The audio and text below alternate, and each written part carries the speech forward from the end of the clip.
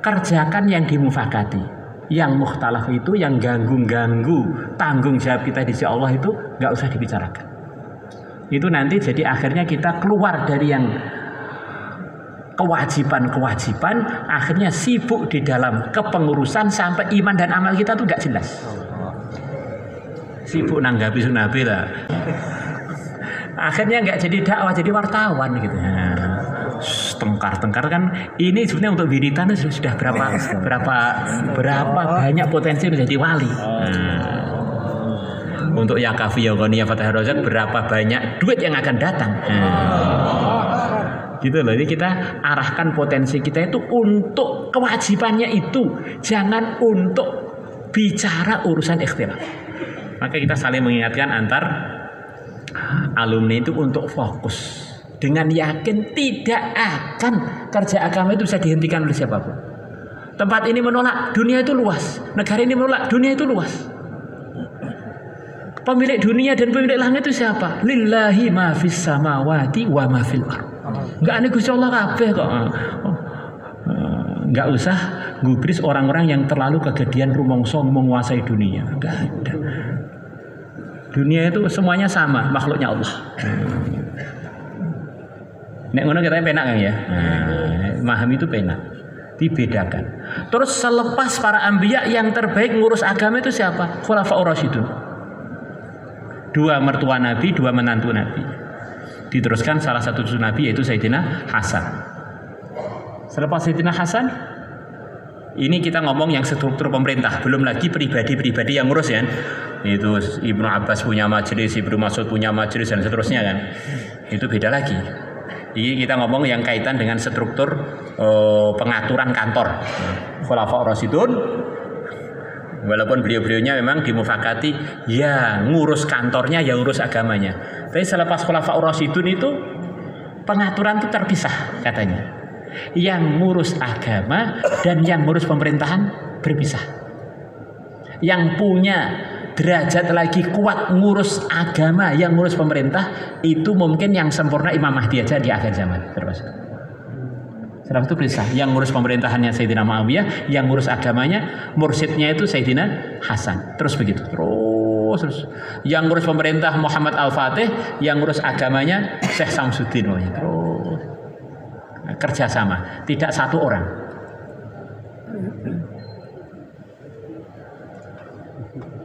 Maka dari situ sebagian guru-guru kita nyarankan untuk orang pondok secara umum bagusnya nggak usah berpolitik, karena politik itu sudah ada bagiannya. Orang-orang politik kamu jadikan muridmu atau hadiri majelismu atau kamu akrabi, kamu beri masukan-masukan cukup. Nanti kalau kamu gabung, nanti pondok kamu nggak jelas, politik kamu belum tentu menang. Akhirnya hidup yang hanya sebentar jadi acak-acakan.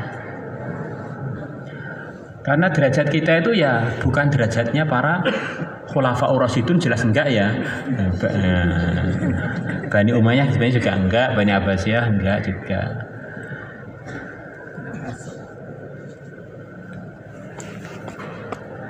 Sekarang 6 sifat secara umum.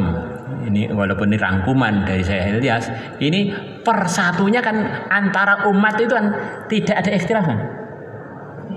Iya enggak?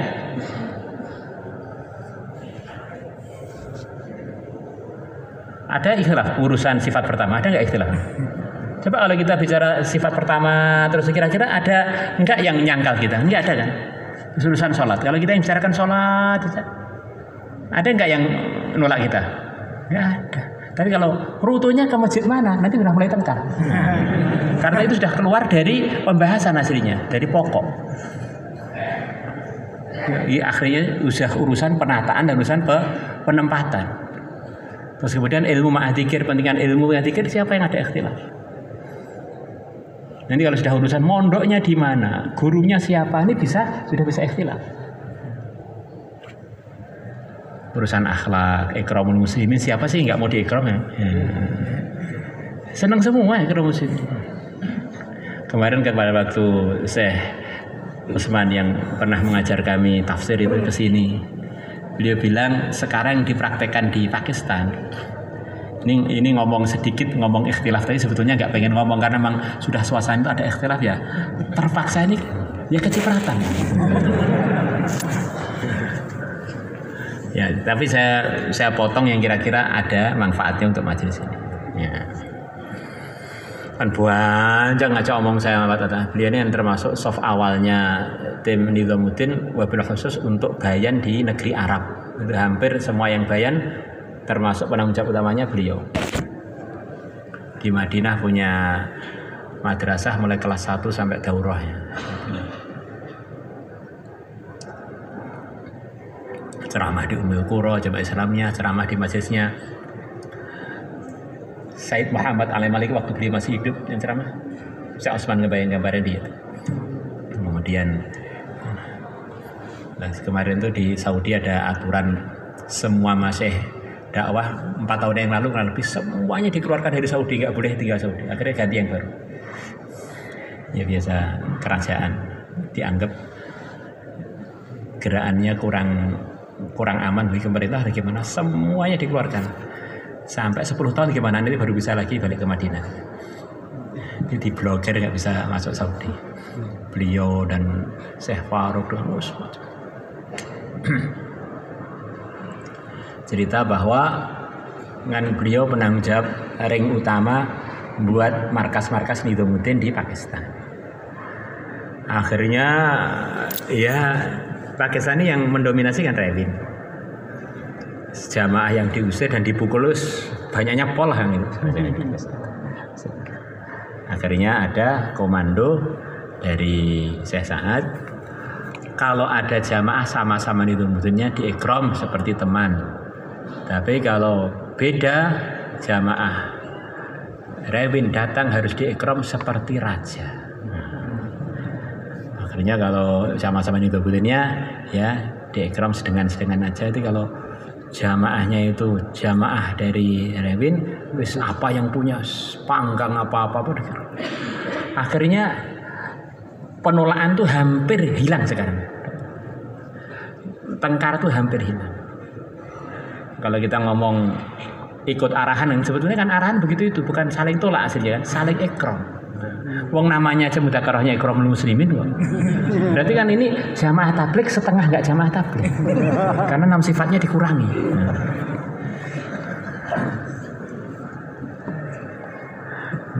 Maka coba kita praktek 6 sifat itu tanpa ingat kepengurusan, tapi ingat 6 sifat ini semuanya dimafakati ulama Islam mana saja bahwa ini bagian dari yang diridhoi Allah. Kan nanti kan anyep. Seperti ingat zaman-zaman jamaah tabligh dulu, zaman tahun 80-an waktu di Temboro, dan orang meluangkan waktu untuk kita 1 menit 2 menit aja syukur, masya Allah, kita tepuk-tepuk badannya, masya Allah, luar biasa, untuk mau duduk musyawarah. Kalau itu kita hidupkan lagi, insya Allah anyep, terus medsosnya dimatikan tuh hanya khusus untuk gilir istri, khusus untuk nawarkan dagangan. Ini Pak yang untung-untungkan kan, yang tengkar-tengkar itu kan nggak menguntungkan ya. Nawarkan madu kuat,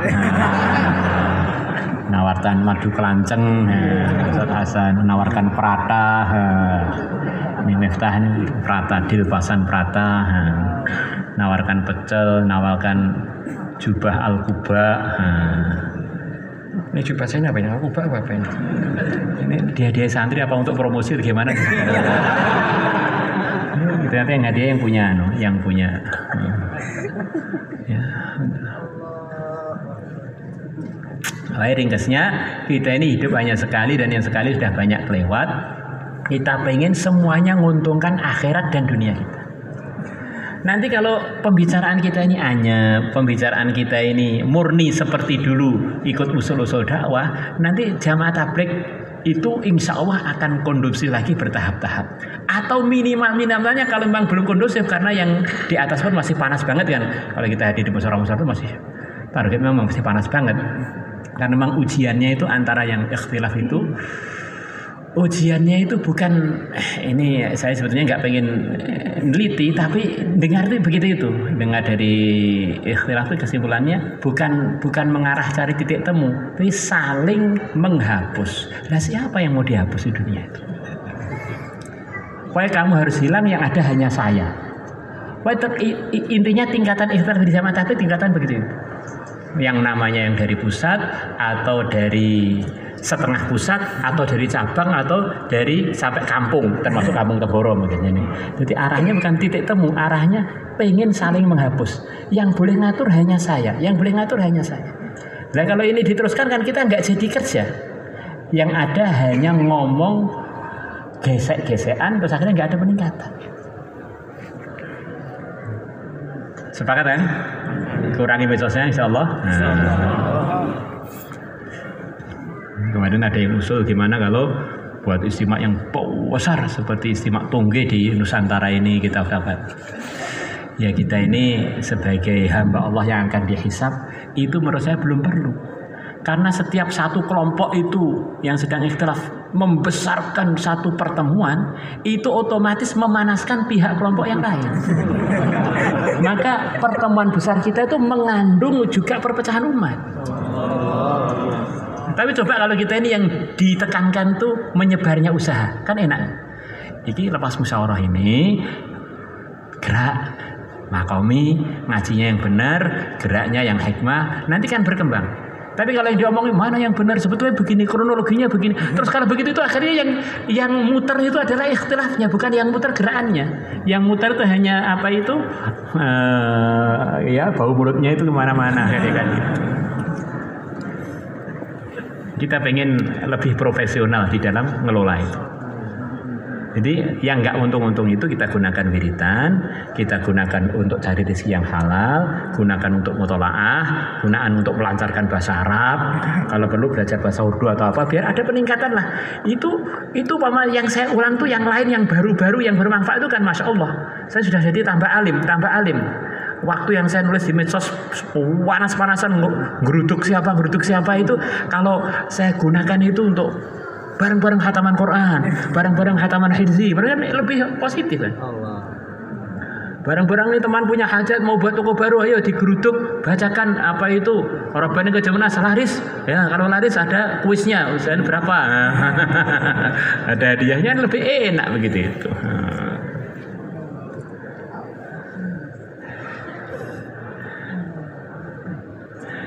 Kalau mau ujian itu panas-panasan sebetulnya yang terpanas kan sebetulnya ya di Temboro Mahawalaha kan isinya kan ya. Tapi kita usaha untuk tidak ikut terpanasi biasa aja. Jalani aja, semua itu sudah mufakat. Semua muslim sudah mufakat. Yang nggak mufakat nggak usah dibicarakan, nggak usah dipikirkan. Nggak ada apa-apa, semuanya saudara. Kok ada ikhtilaf? Oh itu berarti yang pas ikhtilaf itu nggak usah dibicarakan, nggak usah dipikirkan. Kita cari yang mufakat. Kalau nanti temu malah tengkar ya jangan ketemu dulu. Yang penting aja.